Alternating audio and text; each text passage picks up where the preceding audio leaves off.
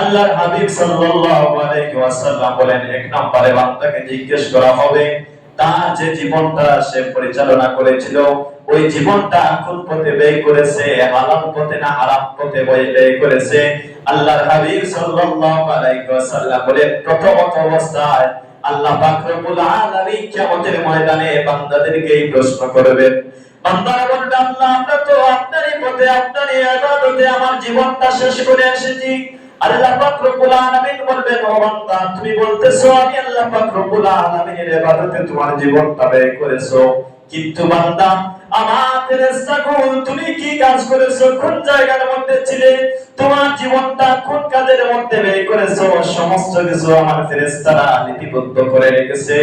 বান্দা তুমি মুখ দ্বারা বললে হবে না, তোমার কাজ কর্ম দুনিয়ার জমিনে যা ছিল তা কিছু আমার ফেরেশতাদের কাছে আছে।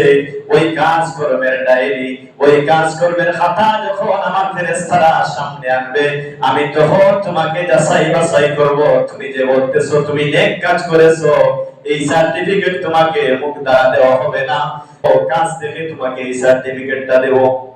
এক নাম্বার প্রশ্ন হচ্ছে গিয়ে যে আল্লাহ পাক রব্বুল আলামিন বান্দাকে জিজ্ঞাসা করবেন যে তুমি তোমার জীবনটা কোন পথে ব্যয় করেছো। দুই নম্বর প্রশ্ন আল্লাহর হাবিব সাল্লাল্লাহু আলাইহি ওয়াসাল্লাম বলেন, আল্লাহ পাক রব্বুল আলামিন বান্দাকে জিজ্ঞেস করবেন, বান্দা তুমি তোমার যৌবনকালকে কোথায় ব্যয় করেছো।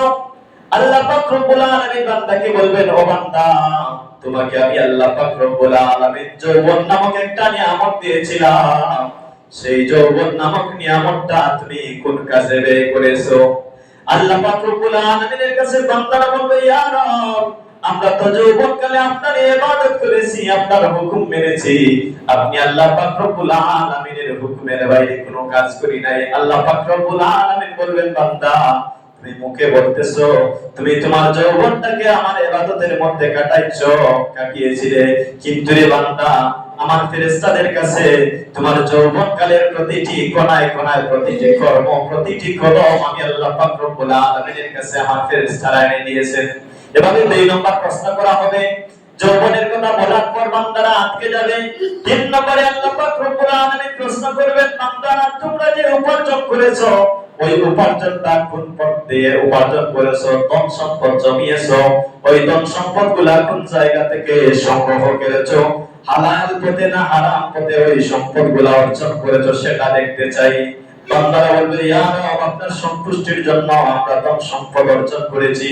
আল্লাহ পাক রব্বুল আলামিনের বান্দারা জবাব দিবে, আল্লাহ বলবেন, বান্দা তুমি বলতেছো তুমি হালাল পথে ধন সম্পদ অর্জন করেছো, কিন্তু বান্দা আমার ফেরেশতারা লিখে রেখেছে তুমি অবৈধ কাজের সাথে সম্পৃক্ত হয়ে, তুমি মদের সাথে সম্পৃক্ত হয়ে, জুয়ার সাথে সম্পৃক্ত হয়ে, অবৈধ কাজ কর্মের সাথে অবৈধ কাজের সাথে সম্পৃক্ত হয়ে তুমি সম্পদ অর্জন করেছো। অথচ তুমি বান্দা বলতেছো আমি আল্লাহ পাক রব্বুল আলামিনের হুকুম মতো তুমি অর্জন করেছো, কিন্তু বান্দা না না তুমি ওই সম্পদগুলা অন্যায়ভাবে অপরের হক মেরে মেরে ওই জিনিসগুলা জমায়েত করেছো। বান্দা তুমি বললে হবে না, এই মুহূর্তে আমি আল্লাহ পাক রব্বুল আলামিন তোমাকে জান্নাতের মধ্যে দিতে পারবো না, তোমার ওই সম্পদগুলা অর্জিত সম্পদগুলোর কারণে তুমি জাহান্নামের মধ্যে যাবে।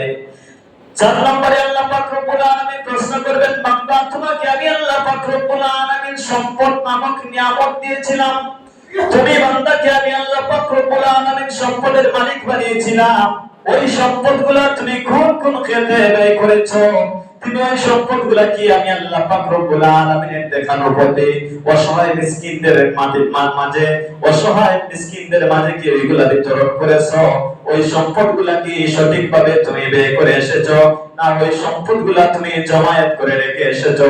আল্লাহ পাক রব্বুল আলামিনের বান্দারা বলবে, ইয়া রব আমরা তো ওই সম্পদের মালিক ছিলাম, কিন্তু ওই সম্পদগুলা দুনিয়ার মধ্যে রেখে এসেছি, ওই সম্পদগুলার মালিক আমরা দুনিয়ার মধ্যে আমাদের আত্মীয় আহাল যারা আছে তাদেরকে মালিক বানিয়ে এসেছি।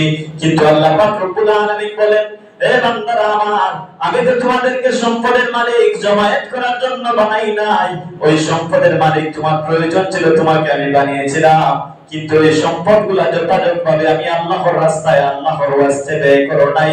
ওই ব্যয় না করার কারণে তুমি বান্দাকে আমি আল্লাহ পাক রব্বুল আলামিন জান্নাতের মধ্যে দিতে পারবো না। আল্লাহ পাক রব্বুল আলামিন ওই বান্দাদেরকে বলবেন, বান্দা তুমি জাহান্নামের মধ্যে যাও। আল্লাহ পাক রব্বুল রব্বুল আলামিন পঞ্চম নম্বরে যে প্রশ্ন করবেন কিয়ামতের ময়দানে, পঞ্চম নম্বরে প্রশ্ন হচ্ছে কি আল্লাহ পাক রব্বুল আলামিন জিজ্ঞেস করবেন, বান্দা তুমি যে জ্ঞান অর্জন করেছিলে, ইলম অর্জন করেছিলে, ওই ইলমগুলা জ্ঞানগুলা তুমি কোন পথে ব্যয় করেছো? ওই ইলমগুলা, যে সমস্ত কথা তুমি জানতে, যে সমস্ত কথার মধ্যে তুমি জ্ঞানী ছিলে, সবচাইতে বেশি বুঝতে, সবচাইতে বেশি জানতে, কিন্তু তুমি কি ওই কথাগুলা মানুষের মধ্যে আল্লাহর ওয়াস্তে বিতরণ করেছিলে? মানুষের হেদায়েতের জন্য কি এই কথাগুলা মানুষের মধ্যে প্রচার প্রসার করেছিলে? তখন বান্দা বলবে, ইয়া রব, আমি জানতাম, আমি জ্ঞানী ছিলাম, কিন্তু ওই কথাগুলো আমি মানুষের মধ্যে বিতরণ করে দিয়ে এসেছি। আল্লাহ পাক রব্বুল আলামিন সাথে সাথে বান্দার লাগাম ধরে টান দিবেন, বলবেন, বান্দা তুমি বলতেছো ইলম অর্জন করার পর তুমি আমার ওয়াস্তে আমার বান্দাদের মধ্যে হেদায়েতের উদ্দেশ্যে বান্দাদের সামনে কথা বলেছো, কিন্তু বান্দা তুমি ওই কথা তোমার জবান দিয়ে বলতেছো, কিন্তু কাজ কর্মের দিক দিয়ে তুমি এই জিনিসটা পরিপূর্ণ করো নাই।